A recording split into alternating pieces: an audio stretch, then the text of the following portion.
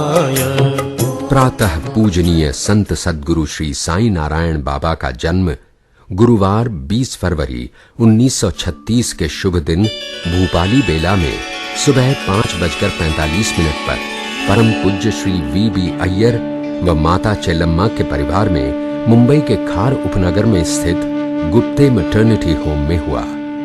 बालक के जन्म पर अय्यर साहब के घर पर खुशियां मनाई गईं।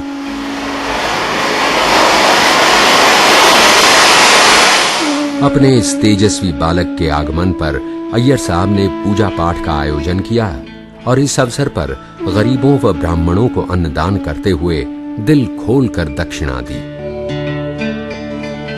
श्री वी.बी. अय्यर उस समय ब्रिटिश शासकों के अधीन भारतीय सेना में मेजर की पदवी पर कार्यरत थे। उन दिनों समस्त विश्व में अशांति व कलह की लहर छाई हुई थी। पूरा विश्व युद्ध की आग में दहक रहा था। देशों की सेनाएं शांति स्थापना की कोशिश में इधर उधर भटक रही थीं। ऐसे वातावरण में मेजर अय्यर की पोस्टिंग बर्मा के मेम्यो शहर में कर दी गई और मेजर साहब परिवार सहित बर्मा आकर रहने लग गए। कहावत है कि पूत के पांव पालने में ही नजर आने लगते हैं। श्री नारायण बाबा के बालपन में ही प्रकृति ने इस बात के स्पष्ट संकेत देने आरंभ कर दिए थे कि ये बालक आने वाले समय में बड़ा ही तेजस्वी और गौरवशाली होगा। इनके मेम्यो प्रवास के दौरान एक दिन इनकी माता इन्हें कमरे में सुलाकर अपना घर का काम कर रही थीं कि अचानक उन्होंने मारो मारो की आवाजें सुनी। माता ने आकर कमरे में देखा तो एक काला नाग बालक नारायण बाबा के सर पर अपना फन उठाए खड़ा था। आस पड़ोस के लोग उस नाग को मारने की बात कर रहे थे, मगर माता ने उनको नाग हत्या से रोका और उस नाग देवता की पूजा की। अगले ही पल वो नाग उसी रास्ते चला गया जिधर से वो आया था। इस घटना के बाद से माता चेल्लम्मा ने बालक नारायण को कभी अपनी आंखों से ओझल नहीं होने दिया। द्वितीय विश्व युद्ध के दौरान सन 1942 में जापान ने बर्मा पर जोरदार हमला कर दिया। जापानी बम वर्षक विमान बर्मा के शहरों पर अंधाधुंध बम गिराने लगे। इस हमले की भनक जैसे ही बालक नारायण बाबा के पिता को लगी तो उन्होंने अपने पूरे परिवार को अपने बंगले के सामने ही बने ट्रेंचेस में पहुंचा दिया। जैसे ही ये लोग ट्रेंच में पहुंचे, बाहर गड़गड़ाहट के साथ एक जोरदार धमाका हुआ। माहौल के शांत होने के बाद जब इन्होंने बाहर आकर देखा तो इनका आशियाना उजड़ चुका था। मुसीबत की इस घड़ी में ईश्वर ने इस परिवार की मदद के लिए एक फरिश्ते को भेजा। इनके बंगले के सामने रहने वाले एक धनाढ्य सरदार जी ने इस बुरे वक्त में सर छुपाने के लिए अपना पूरा बंगला ही मेजर अय्यर के परिवार को दे दिया।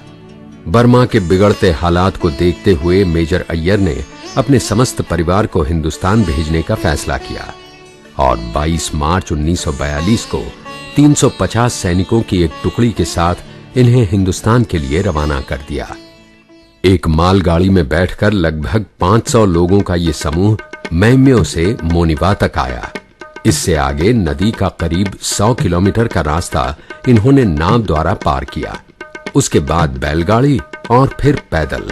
इस तरह करीब 40 दिन तक भूखे प्यासे नंगे पांव व गंदे कपड़ों में एक दरिद्र की भांति भटकते शरणार्थियों की दशा में ये लोग भारत बर्मा बॉर्डर पर स्थित तम्मू पहुंचे।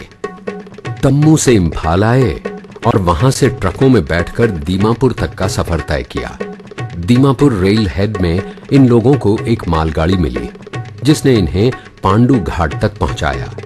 पांडु घाट से ब्रह्मपुत्र जैसी महानदी को बड़े ही कष्टों में पार किया और बेहद परेशानियों के बाद कलकत्ता आए और वहां से दक्षिण भारत में स्थित अपने गांव अंबा समुद्र तक का सफर इस परिवार ने रेल द्वारा तय किया।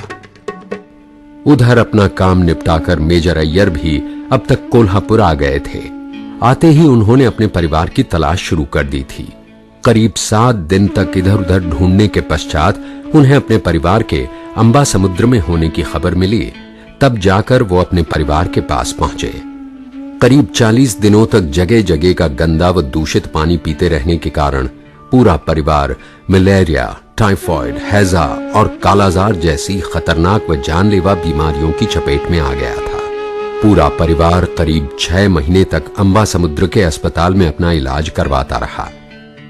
6 महीने बाद स्वस्थ होकर जब ये लोग बाहर आए तो इनके परिवार का एक सदस्य कम था। श्री नारायण बाबा का सबसे छोटा भाई सुंदर राजन इन जानलेवा बीमारियों की भेंट चढ़ गया था। 3 वर्ष के राजन की मौत ने समस्त परिवार को शोकग्रस्त कर दिया था। कुछ वक्त अंबा समुद्र में गुजारने के पश्चात मेजर अय्यर अपने परिवार सहित कोल्हापुर आकर रहे और थोड़े समय बाद ये परिवार इलाहाबाद आकर चौक में बस गया।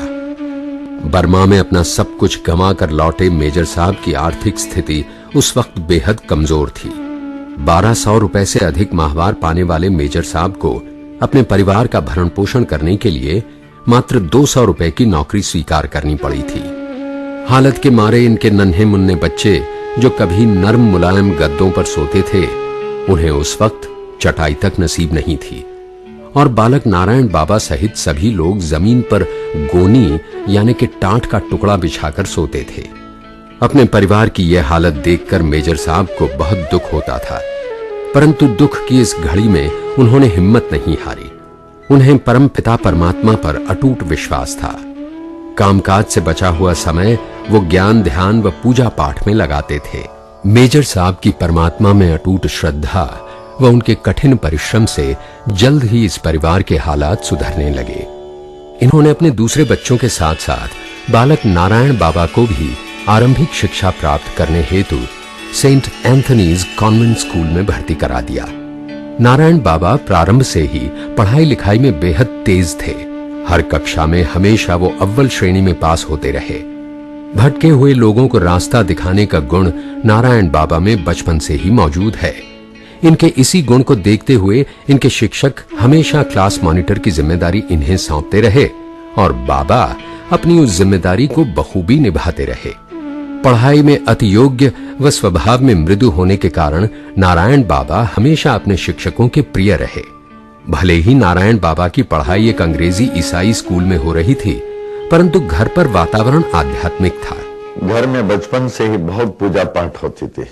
अप्पा जी एक बहुत धार्मिक परिवार के थे, तो घर में घंटों पूजा हुआ करती थी, जिसमें पंचायतन पूजा, देवी की पूजा, हम लोग सब बैठे रहते थे और अप्पा जी रामायण, भागवत, महाभारत, साधु संतों महात्माओं की जीवन चरित्र के कथा बताते थे और लिखवाते थे।